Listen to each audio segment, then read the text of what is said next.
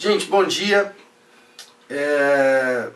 Eu quero trazer uma palavra, uma breve palavra, sobre a importância da igreja. Muitas pessoas têm se afastado da igreja, têm se desviado do Senhor e principalmente têm deixado de congregar, talvez por não saberem e não discernirem a responsabilidade e a profundidade que temos que ter em relação à igreja que fazemos parte. Em primeiro lugar, é importante a gente saber que a igreja é a comunidade de todos os cristãos da história, tanto do Antigo Testamento como do Novo Testamento. A igreja não nasceu, a ideia de congregar um povo, não nasceu no Novo Testamento. A Bíblia fala, em primeiro lugar, que a igreja pertence a Deus.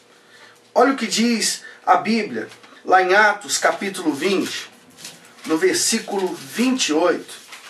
Diz assim as Escrituras, Atos capítulo 20, versículo 28.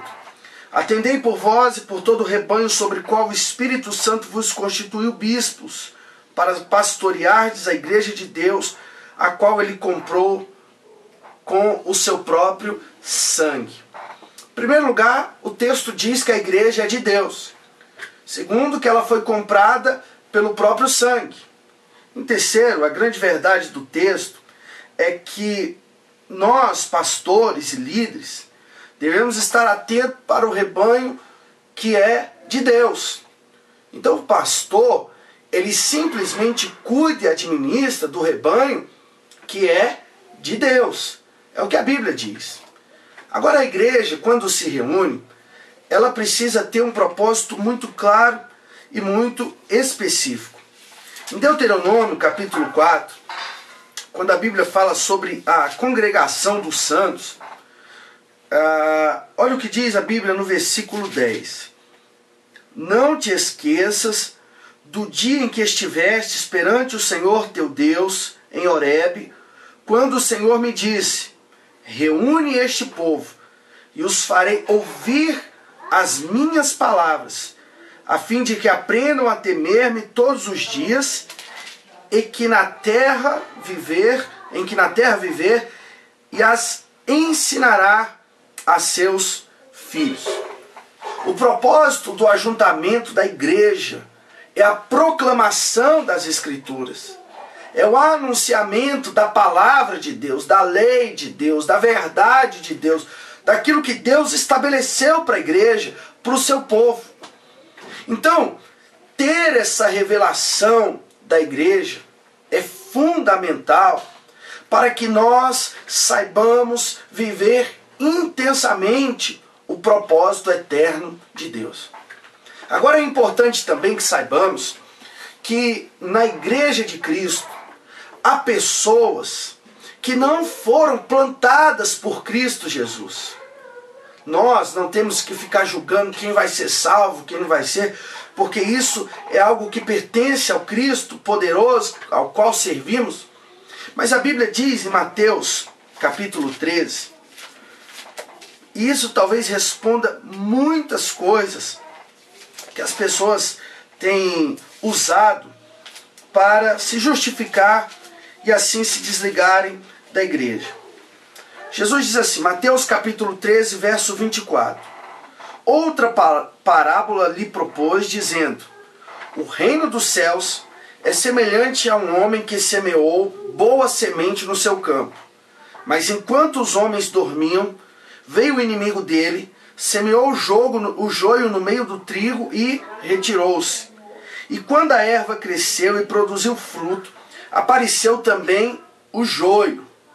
Então, vindo os servos do dono da casa, lhe disseram: Senhor, não semeaste boa semente no teu campo? De onde vem, pois, o joio? Ele, porém, lhe respondeu: um inimigo fez isso. Mas os servos lhe perguntaram: queres que vamos e arranquemos o joio? Não, replicou ele, para que, ao separar o joio, não arranqueis também com ele o trigo. Deixai-os crescer juntos até a colheita. E no tempo da colheita direis aos ceifeiros: ajuntai primeiro o joio, atai-o em feixes para ser queimado, mas o trigo recolhei-o no meu celeiro. Então, a verdade é que a igreja é de Deus. A igreja foi comprada por Cristo. A igreja é o ajuntamento dos santos. Mas a Bíblia diz que mesmo sendo de Deus e mesmo reunida pelos santos, a Bíblia diz que na igreja pode existir pessoas que não é trigo, mas que é joio. A outra grande verdade da igreja é que a igreja, ela se refere a cada pessoa, de qualquer idade, de qualquer raça, de qualquer cultura, cujos pecados foram perdoados através da morte e da ressurreição de Jesus Cristo. Isso nós chamamos de igreja universal, tá? Mas fique claro que não é a igreja universal do reino de Deus que você conhece, mas todos os santos que foram lavados e remidos no sangue do Cordeiro, estes são igreja. E a Bíblia é muito clara no que diz respeito ao crente congregar. Em Hebreus capítulo 10, no versículo 25, olha que interessante a palavra de Deus diz. Hebreus capítulo 10, verso 25. Não deixemos de congregar-nos, como é costume de alguns. Antes, façamos admoestações, e tanto mais quanto vedes que o dia se aproxima. Então, a Bíblia está nos convocando a congregar. Não deixando de congregar como é costume de alguns. Você já percebeu que no nosso tempo as pessoas têm deixado de congregar? Talvez essas pessoas que deixam de congregar não entenderam que a Bíblia é um livro relacional também. O convívio que a Bíblia nos ensina é um convívio onde nós devemos aprender a perdoar, a amar, a ir uma segunda milha, Tudo isso faz parte do contexto bíblico. E hoje as pessoas dizem assim: eu deixei de congregar porque me feriram.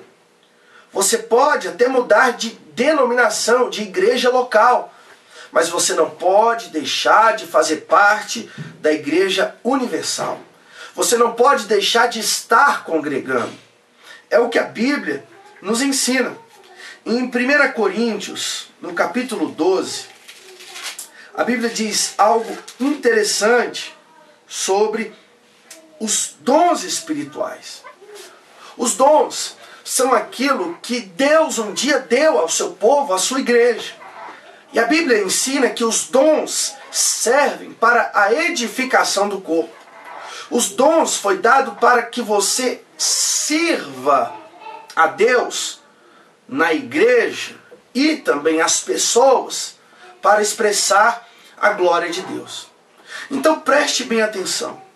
Se você é um cristão, saiba de algo. Você precisa se reunir para ouvir sobre a palavra de Deus, sobre a verdade de Deus, sobre o que Deus ensina. O Mark Driscoll, ele disse num dos seus escritos que é um pecado alguém que se diz cristão e não fazer parte do corpo que é a igreja de Deus. É sério quando nós não discernimos essa verdade de Deus. Você é cristão, você é lavado, você foi comprado pelo Senhor, você foi chamado por Deus, você vivencia a experiência do cristianismo. Então você precisa entender que você precisa fazer parte de uma igreja. Você precisa estar reunido com o povo de Deus para ouvir a palavra de Deus, para ouvir sobre a verdade de Deus e para que você principalmente também viva em comunhão com os irmãos. Porque na igreja nós temos a oportunidade de demonstrar o amor de Cristo que está em nós. A Bíblia diz que nós não devemos amar de palavras. A Bíblia diz em 1 João, capítulo 1, e este é um texto que talvez muitos tenham se esquecido no que diz respeito a vivenciar a vida cristã na igreja. 1 João, capítulo 1, versículo 7. Se porém andarmos na luz, como Ele está na luz, mantemos comunhão uns com os outros. E o sangue de Jesus, seu Filho, nos purifica de todo o pecado. Viver em comunhão, querido, é um mandamento de Deus para nós. E se nós dissermos que estamos na luz, nós devemos viver na igreja, em comunhão com os nossos irmãos. A grande verdade é que muitas pessoas não entenderam ainda que Cristo é o Senhor da igreja. Mas pastor, a minha igreja aconteceu isso, pastor, isso, querido. A igreja tem um dono, e esse dono é Jesus. Jesus é o apóstolo que funda a igreja. Jesus é o líder que edifica a igreja. Está lá em Hebreus capítulo 3, verso 11. Em Mateus capítulo 16, verso 18, diz que Jesus é o pastor titular, o pastor principal, aquele que governa a igreja. Jesus é aquele que fecha as portas das igrejas infrutíferas e daquelas que não honram o homem dele. Jesus é aquele que nos ordenou a amar a igreja. E o nosso desafio, querido, é ter uma igreja que ame profundamente a Jesus, que obedeça a Jesus, que imite a Jesus, que siga a Jesus em todo o tempo da história. Uma igreja que obedece e vive em profundo consentimento, simplesmente com a palavra de Jesus. Ser igreja é a nossa maior necessidade. Então, querido, talvez você tenha deixado de congregar porque te chatearam ou porque simplesmente você não se adaptou mais a uma doutrina que estava estabelecida, talvez, em muitos casos, doutrinas humanas, mas o grande desafio é nós sermos igreja. Certa vez eu ouvi uma frase que dizia: não basta simplesmente estar na igreja, é preciso ser igreja. Então, decida ser igreja, decida vivenciar a igreja, decida ser bênção na sua igreja através do dom que Deus te deu. Não deixe de congregar. E você que está firme, não deixe de ademoestar, de provocar aqueles que estão fracos na fé, de mostrar para eles a importância da igreja. Porque igreja, meu amigo, você só consegue vivenciá-la quando você tem uma revelação do que é a igreja. A igreja não nasceu na terra. A igreja faz parte do propósito eterno de Deus. E tudo que fazemos hoje através da igreja, estamos fazendo para a edificação de algo vindouro. Eu tenho certeza que essa palavra trouxe elucidação à sua mente, luz ao seu coração, fogo no seu coração, luz à sua mente, e que a verdade de Deus possa libertar profundamente você. Que Deus te abençoe em nome de Jesus.